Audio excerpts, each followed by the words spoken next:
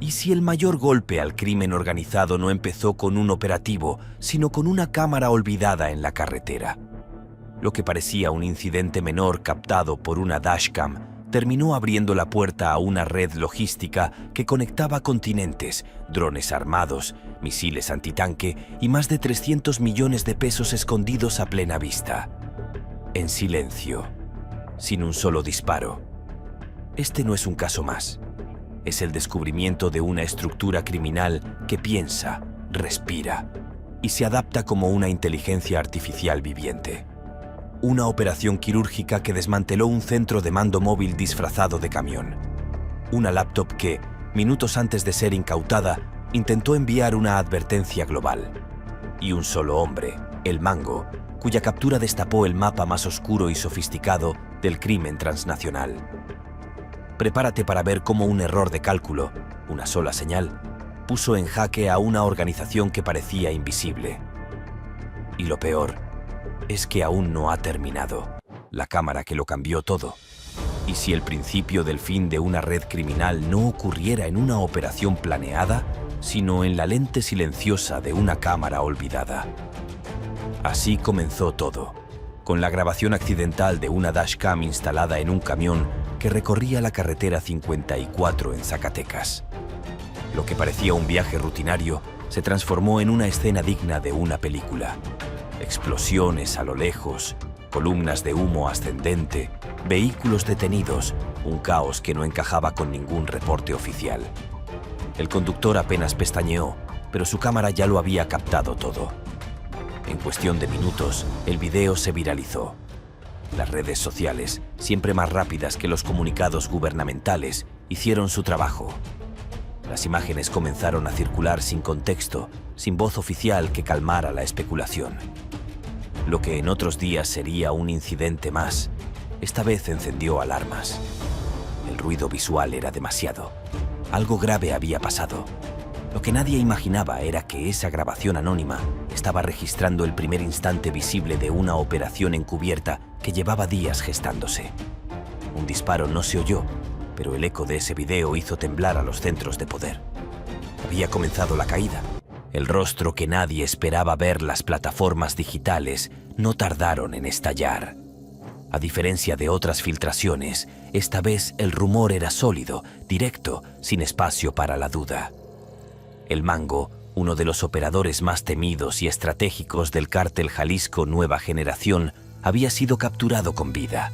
La noticia se regó como pólvora por los canales de mensajería, cuentas anónimas de seguridad y foros que suelen anticipar lo que la prensa aún no confirma. Lo que sorprendía no era solo su detención, sino la forma en que se había producido. Sin un solo disparo, sin fuego cruzado, sin filtraciones previas. El silencio de las autoridades contrastaba con el estruendo digital de una sociedad que ya intuía que algo enorme estaba en marcha. El Mango no era un líder visible como otros capos. Su perfil bajo lo convertía en una sombra peligrosa, en un cerebro operativo más que en una figura mediática. Que lo hubieran capturado vivo cambiaba las reglas del juego. Lo convertía en fuente, en riesgo, en símbolo. Nadie lo dijo en voz alta, pero el mensaje era claro. Si él cayó, nadie está a salvo. Y lo que se venía no era una operación más, sino un golpe quirúrgico de consecuencias imprevisibles. El botín oculto tras la captura. Cuando finalmente se revisó el interior del contenedor incautado, lo que emergió fue más que alarmante. Era una declaración silenciosa de poder, tecnología y alcance financiero. No se trataba simplemente de unas cuantas dosis o fajos sueltos. Lo que se halló fueron más de 4.170 kilos de metanfetamina perfectamente empacada en bloques térmicos, diseñados para evadir escáneres convencionales. A su lado, se contaron más de 300 millones de pesos en efectivo distribuidos en compartimentos ocultos dentro de las paredes del vehículo. Pero eso no fue todo. La verdadera sorpresa vino al descubrir que el contenedor no era lo que aparentaba. Bajo su estructura metálica se escondía un sistema de compartimentos reforzados, blindaje militar, tecnología de refrigeración y una sala de mando completamente funcional. Monitores, antenas satelitales, transmisores de frecuencia modulada, discos duros cifrados y sistemas de vigilancia integrados revelaban que no era un simple transporte de drogas. Era un centro de operaciones móviles disfrazado de carga. El hallazgo confirmaba que esta operación no era un golpe aislado. Era una pieza más en un tablero mucho mayor, una red con capacidad de moverse, ocultarse y coordinarse sin dejar rastro aparente. Hasta ahora, cierre territorial sin precedentes. El país no tardó en sentir el impacto. En cuestión de minutos, los accesos a Zacatecas y San Luis Potosí fueron cerrados con una precisión que solo puede alcanzarse cuando todo ha sido preparado con antelación. Vehículos oficiales bloquearon rutas estratégicas, helicópteros comenzaron a sobrevolar los valles cercanos y desde el cielo, drones de reconocimiento trazaban rutas térmicas en busca de posibles amenazas. La respuesta no fue reactiva, sino anticipada. Era evidente que lo que sucedía no era un operativo improvisado. Se trataba de un ataque quirúrgico directamente al núcleo armado del cártel Jalisco Nueva Generación. Más de 120 elementos de fuerzas especiales fueron desplegados en anillos concéntricos, cada uno con tareas asignadas, cada movimiento coordinado. Desde afuera, parecía que el tiempo se había detenido. Desde adentro, se ejecutaba una maniobra de precisión sin margen de error. Lo más revelador fue el silencio. No hubo tiroteos, ni persecuciones, ni caos mediático. Solo la certeza de que el Estado había decidido asestar un golpe que no solo debía ser contundente, sino simbólico. Por primera vez en mucho tiempo, el terreno no lo dominaba el miedo, sino la estrategia. La red comenzaba a asfixiarse desde dentro y ni siquiera lo sabían. El camión sin rostro. Para comprender el origen de esta operación, hay que retroceder unos días, hasta el 21 de abril. En la frontera sur de Durango, un camión Kenworth gris, sin placas ni logos comerciales, llamó la atención de un pequeño equipo de vigilancia. A simple vista, era uno más entre cientos que cruzan esa ruta cada semana. Pero algo no encajaba. El vehículo no se detenía a repostar, no variaba su velocidad, ni interactuaba con puntos de control. Era como si siguiera una ruta programada, sin margen de error. Fue entonces cuando Recon 5, un vehículo aéreo no tripulado disfrazado de patrulla forestal, identificó una anomalía térmica en el contenedor trasero. El calor aumentaba en patrones irregulares, como si dentro operara maquinaria compleja o sistemas electrónicos encendidos las 24 horas. La sospecha se convirtió en certeza. La Sedena activó un seguimiento discreto, sin alertar al conductor, pero con todos los recursos puestos sobre ese camión. Sin aún conocer su contenido, ya se había convertido en un blanco de prioridad nacional. Lo que parecía una rutina más en carretera se transformó en la chispa que encendería una ofensiva inédita. El enemigo estaba rodando, pero esta vez no pasaría desapercibido. Algoritmos contra el narco. El seguimiento del Kenworth Gris no fue convencional. En lugar de perseguirlo, la inteligencia militar decidió observarlo con calma quirúrgica. Utilizaron drones inhibidores que podían desactivar señales móviles en un radio de varios kilómetros y, lo más importante, un sistema de inteligencia artificial entrenado para analizar patrones de conducción anómalos. Cada kilómetro recorrido, cada cambio de carril, cada aceleración o frenado era registrado y analizado. En menos de 48 horas, el algoritmo ya lo sabía. Ese camión no era común. No descansaba, no se desviaba, no interactuaba y, sobre todo, nunca se detenía. La máquina detectó lo que los ojos humanos no podrían ver a simple vista. Estaba actuando con un protocolo no aleatorio. Alguien o algo dirigía su desplazamiento con una lógica precisa. Por eso, no se interceptó de inmediato. Se le permitió avanzar, siempre bajo vigilancia. Mientras tanto, se reunían los equipos especializados, se marcaban las rutas de escape posibles y se aislaban las zonas de riesgo. El enemigo había sido identificado, pero no atacado, porque cuando un depredador se acerca al corazón de su presa, debe hacerlo sin ser visto. Y la inteligencia artificial había marcado el pulso. El momento estaba por llegar, el accidente que nunca fue. El kilómetro 187 de la carretera fue elegido como el punto exacto. No era una curva ciega ni una pendiente, sino un tramo recto con margen para actuar. A las 10:43, un supuesto accidente bloqueó el paso. Un camión con varillas de acero atravesado en el asfalto, con conos de advertencia colocados por lo que parecían ser civiles. Nada en esa escena era casual. En segundos, el Kenworth gris redujo la velocidad. Frenó. Y entonces, sin estruendos ni gritos, el equipo Tiger 14 se desplegó. Iban cubiertos, silenciosos, letales sin necesidad de disparar. En apenas 40 segundos ya habían neutralizado al conductor, asegurado el perímetro y abierto el compartimento principal. Lo que encontraron no fue droga ni armas a simple vista.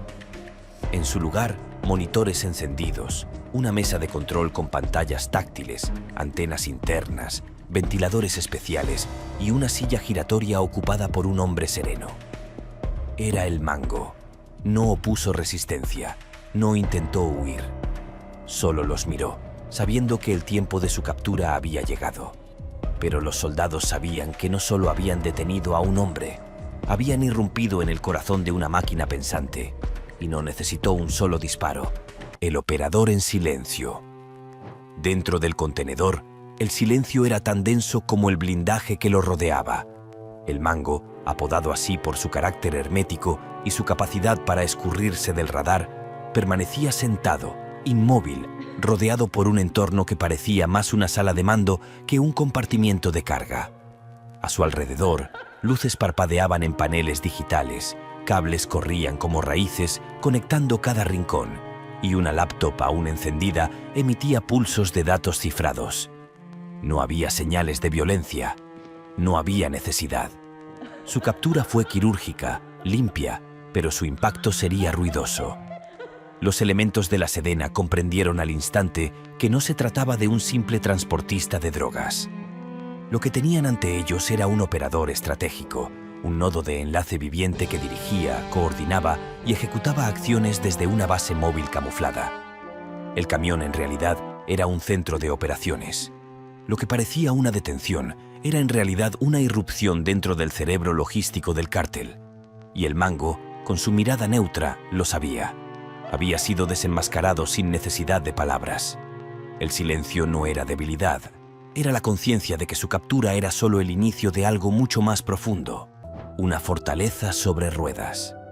Los ingenieros militares no tardaron en descubrir que el contenedor ocultaba mucho más de lo que se veía a simple vista. Con cada corte, con cada panel retirado, emergía una nueva capa de complejidad. El piso no era solo metálico, estaba reforzado con acero balístico grado militar, y bajo él se encontraba un sistema de refrigeración autónomo que mantenía estables los servidores internos. Las paredes interiores estaban recubiertas por materiales anti-interferencia diseñados para evitar el rastreo por señales térmicas o de frecuencia. No se trataba de un escondite improvisado, sino de una infraestructura pensada para resistir, operar y permanecer invisible.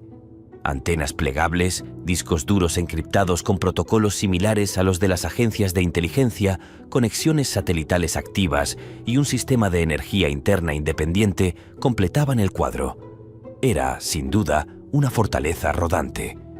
No solo estaba diseñada para transportar mercancía, sino para comandar operaciones desde cualquier punto del país sin dejar huella digital. Cada cable, cada módulo, hablaba de planificación, inversión y una comprensión profunda de tecnología táctica. La Sedena no había capturado un vehículo, había intervenido el corazón móvil de una red capaz de moverse sin dejar rastros. Y esa revelación cambiaría toda la estrategia. Armamento de otra liga. Lo que parecía imposible de superar terminó siendo apenas el comienzo. Al avanzar en la inspección del contenedor, los militares hallaron compartimientos ocultos que requerían herramientas especializadas para abrirse. Dentro, el contenido era escalofriante. Lanzadores de misiles de fabricación china, cohetes antitanque, fusiles modificados tipo MAC con sistemas de mira térmica y un conjunto de dispositivos Droproot 4, un sistema de cifrado utilizado por unidades especiales de la OTAN. Nada de eso era convencional. Aquello no pertenecía a un cártel común, sino a una estructura que operaba con lógica paramilitar. El arsenal estaba clasificado, embalado en espuma aislante, listo para su despliegue inmediato.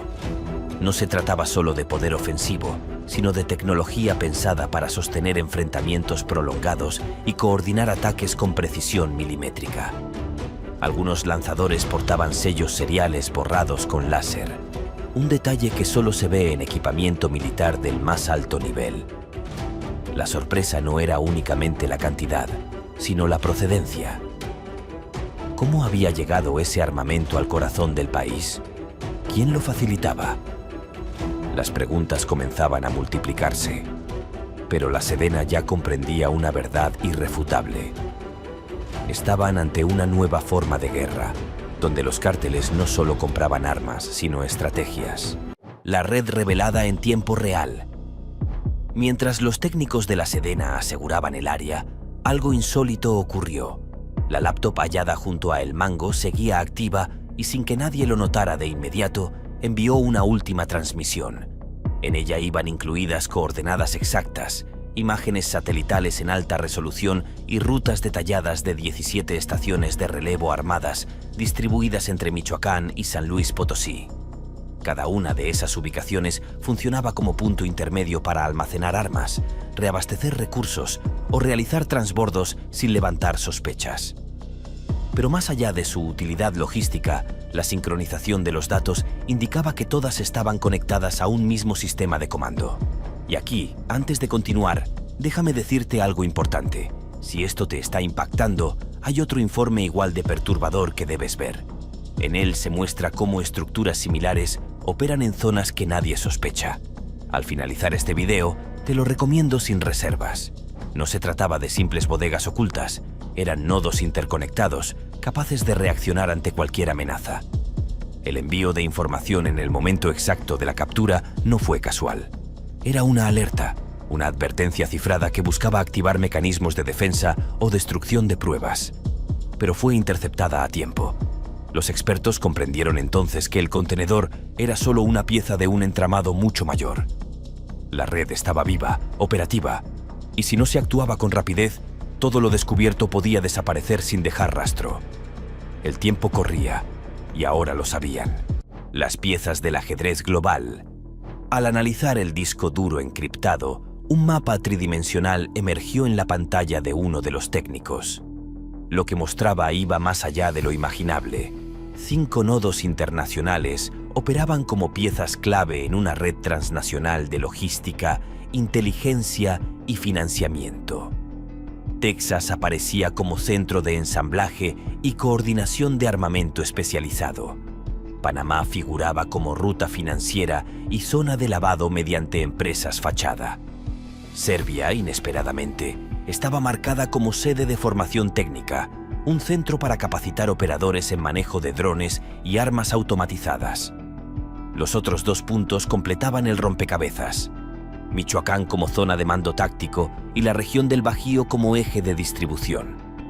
Cada nodo estaba vinculado por rutas aéreas y terrestres que evitaban zonas bajo vigilancia internacional. Todo estaba documentado con escalofriante precisión. Horarios, códigos de acceso, contactos cifrados. El sistema no dejaba cabos sueltos. No era una organización piramidal, sino una red descentralizada que funcionaba como una mente colectiva. La captura del contenedor no había revelado solo un brazo del cártel, había expuesto el cerebro completo. Y lo más alarmante no era su extensión, sino la sofisticación con la que operaba. El crimen organizado ya no era local, era global, silencioso y meticulosamente estructurado. Guerras desde el aire. Entre los archivos descifrados, ocultos bajo capas de codificación militar, aparecieron documentos que no dejaban lugar a dudas. El cártel Jalisco Nueva Generación no solo pensaba en defensa, también planeaba ofensivas de alta precisión. Diagramas de bloqueo carretero, mapas digitales para interrumpir rutas clave y estrategias de despliegue rápido estaban listos para activarse en caso de una intervención estatal. Pero lo que más preocupó a los analistas fue un apartado titulado Estrategia UAV. Allí se detallaban maniobras con drones armados capaces de transportar cargas explosivas, realizar vuelos coordinados en enjambre y operar en zonas urbanas sin ser detectados por radares convencionales. Los archivos no eran teóricos, incluían simulaciones, rutas de vuelo y hasta pruebas de campo documentadas con imágenes. Esto nos lleva a una cuestión aún más profunda. ¿Qué ocurre cuando un grupo criminal no solo accede a tecnología militar, sino que además desarrolla su propia doctrina táctica? La amenaza ya no era una emboscada en carretera o un enfrentamiento con armas largas. Era el aire, era la invisibilidad. La guerra se estaba rediseñando desde las sombras y la evidencia estaba frente a ellos. El enemigo no era improvisado, era innovador, silencioso y peligrosamente adelantado. Las primeras represalias. Pasaron apenas 6 horas desde la captura de El Mango cuando las primeras señales de represalia comenzaron a manifestarse. En Zamora, Apatzingán y Buenavista, volantes impresos aparecieron pegados en paredes, postes y parabrisas. No eran simples amenazas, eran declaraciones directas de guerra. Si tocan a uno, tocan a todos, decía uno de los mensajes, acompañado de símbolos del cártel. A la par, explosiones sacudieron instalaciones cercanas a 2 cuarteles en Michoacán.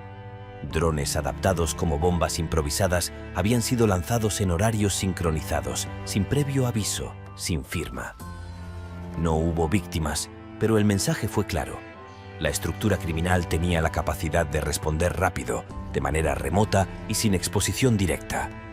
El objetivo no era matar, era demostrar que podían golpear cuando quisieran. El estado de alerta se elevó de inmediato. Las unidades especiales reforzaron los perímetros, se suspendieron actividades no esenciales y se inició el rastreo de señales de radiofrecuencia. Las autoridades entendieron que lo sucedido no era un acto simbólico, sino el inicio de una nueva fase del conflicto. La captura de El Mango había roto un equilibrio tácito y ahora cada movimiento contaba.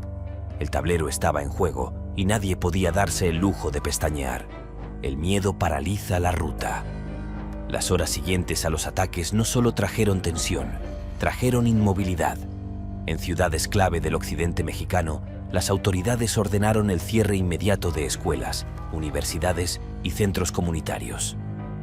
Las rutas que conectan Michoacán con Guanajuato quedaron bloqueadas por seguridad y miles de familias se vieron obligadas a permanecer en casa, siguiendo con temor las noticias fragmentadas que circulaban por redes sociales. La amenaza era silenciosa, pero efectiva. Si El Mango era trasladado fuera del territorio, habría represalias. No hacía falta que el cártel actuara, bastaba con insinuarlo para que el sistema se replegara. Por primera vez en meses, el control territorial no dependía de enfrentamientos directos, sino del miedo instalado en la cotidianidad. Comerciantes cerraron temprano, camiones de reparto evitaron circular y la infraestructura civil quedó a merced del silencio. El gobierno entendió que no estaba frente a una organización que solo respondía a la fuerza. Respondía también al simbolismo. El simple rumor de un traslado bastaba para paralizar regiones enteras.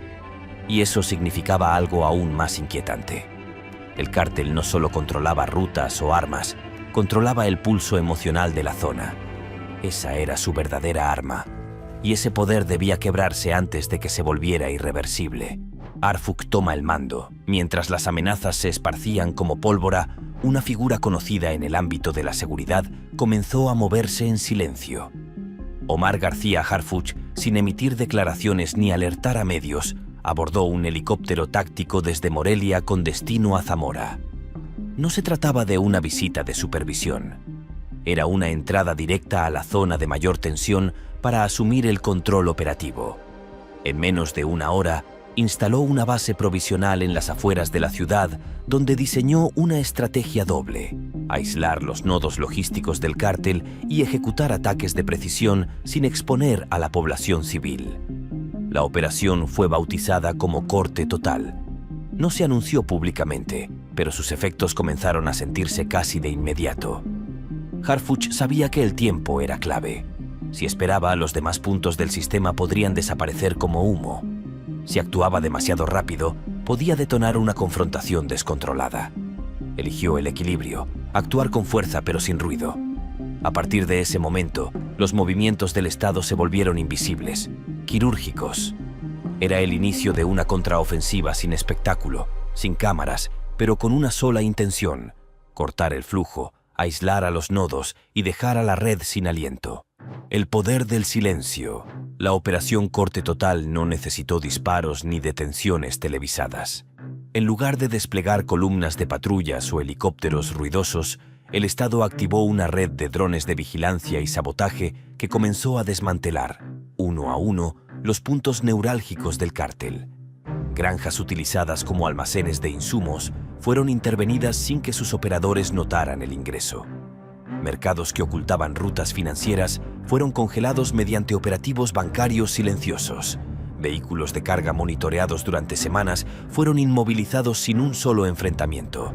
El nuevo enfoque no consistía en aplastar con fuerza bruta, sino en cerrar las válvulas que mantenían vivo el sistema. Cada acción fue invisible para la opinión pública, pero letal para la infraestructura criminal. Además, los drones reemplazaron a las patrullas físicas, evitando confrontaciones innecesarias y permitiendo observar desde las alturas el comportamiento real de los nodos restantes. El silencio, cuidadosamente planificado, se convirtió en arma. Por primera vez, el Estado no iba detrás del delito, iba delante. Sin caos, sin persecuciones, sin pánico mediático, solo resultados. Y mientras las calles parecían tranquilas, por dentro la estructura del cártel comenzaba a colapsar. Ya no era una guerra de balas, era una estrategia de asfixia. Y estaba funcionando. El Bajío sin vías. En menos de 24 horas, el impacto fue contundente. Las rutas de suministro que cruzaban el Bajío, arterias vitales para el flujo de recursos del cártel, comenzaron a desaparecer del mapa operativo. Los puntos de carga, los centros de acopio disfrazados de negocios legítimos, los transportes encubiertos bajo cooperativas rurales. Todos fueron neutralizados. Harfuch y su equipo no golpeaban al azar. Seguían trayectorias digitales, patrones de movimiento y redes financieras previamente trazadas. Cada corte en la cadena era una herida profunda. Y lo más impresionante era la velocidad. No hubo margen para reorganizarse. Cada vez que el cártel intentaba desviar un cargamento o reactivar una estación, ya había sido intervenida. Las comunicaciones internas comenzaron a fallar. Los enlaces entre operadores se interrumpieron. Las respuestas tácticas se volvieron caóticas. Lo que alguna vez fue una red perfectamente sincronizada comenzó a fragmentarse. La estrategia fue clara desde el inicio: evitar enfrentamientos directos y desarticular desde la raíz. En lugar de derribar puertas, se cerraron las rutas. En vez de ocupar territorio, se volvió inoperable. El Bajío, uno de los bastiones logísticos del cártel Jalisco Nueva Generación, quedaba desactivado. Y lo más devastador para sus líderes era que no podían entender cómo había ocurrido tan rápido. El narco como startup, el informe CIET-3, elaborado por los analistas de inteligencia en tiempo real, reveló un hallazgo inquietante.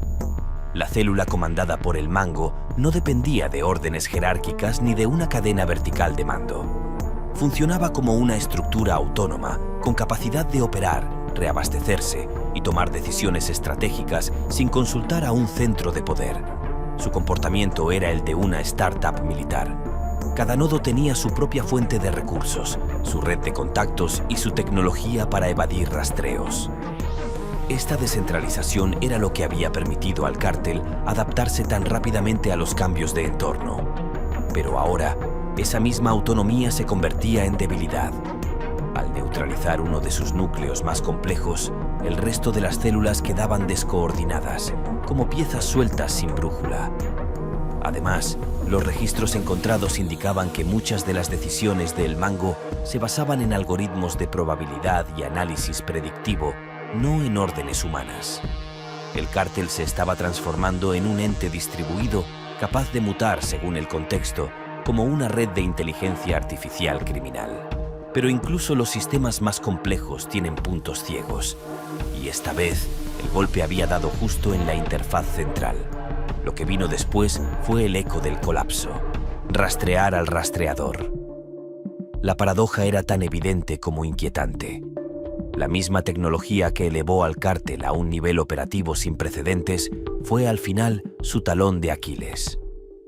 Cada señal emitida por un dron, cada coordenada enviada desde una laptop, cada transmisión entre nodos dejó una huella en el ciberespacio.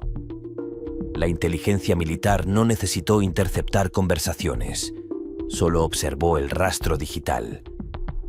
Lo que los operadores del crimen consideraban su ventaja, el uso de dispositivos avanzados, redes encriptadas y sistemas automatizados, se convirtió en un espejo que reflejaba sus movimientos. Un sistema Drop Root 4, que debía ser impenetrable, terminó revelando pulsos horarios que permitieron predecir los cambios de mando. Un transmisor satelital, oculto en un techo metálico, emitía una frecuencia constante que fue captada por sensores de largo alcance.